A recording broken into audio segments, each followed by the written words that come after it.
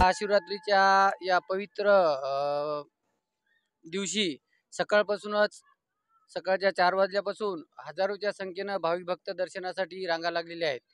परिसरातील एक जागृत देवस्थान म्हणून या देवस्थानची ओळख आहे.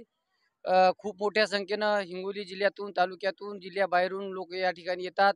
या ठिकाणी आल्याच्या नंतर अभिषेक, महापूजा असं भाविकांच्या हस्ते होत असते आणि भाविक या ठिकाणी आल्याच्या नंतर त्यांची सोयीसुविधा संस्थांकडून पुरवल्या जाते.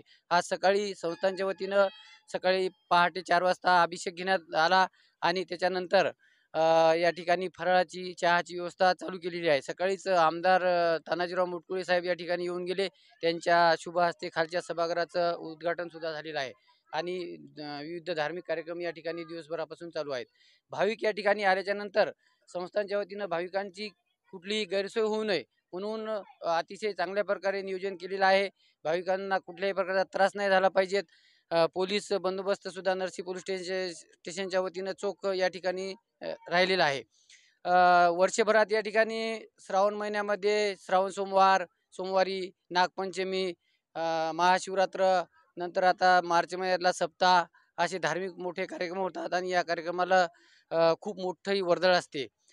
त्याचबरोबर हे देवस्थान म्हणजे एक नगरभोजनाचं देवस्थान आहे.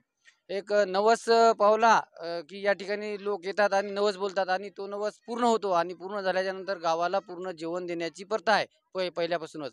आणि जवळपास वर्षभरात आमच्या गावाला एक दिवस सुद्धा घरी संध्याकाळ जेवण्याची गरज नाही एवढे नगरभोजनं होतात.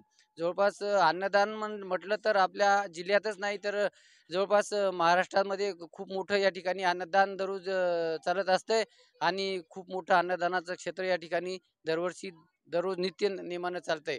म्हणून आलेल्या सर्व भाविकांसाठी या ठिकाणी चहा, फराळ व्यवस्था सगळी केलेली आहे. कुठल्याही प्रकारचा भाविक इथून म्हणजे चांगल्या प्रकारे त्यांचं दर्शन झालं पाहिजे ते सुद्धा आम्ही या ठिकाणी दर्शनाची व्यवस्था घेतलेली असते.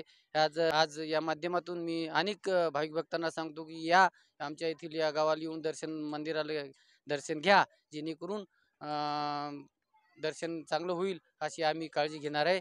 भाविक भक्त निश्चितच या ठिकाणी येतील आणि नरसीला जे नामदेव महाराजाला भाविक आले ते वैजापूरला आल्याशिवाय राहत नाहीत. इथे येऊन दर्शन घेऊन अगदी निसर्गरम्य वातावरणात प्रसन्न होतात आणि आपापल्या गावी परततात. धन्यवाद. कयादू न्यूज, नरसी, नामदेव.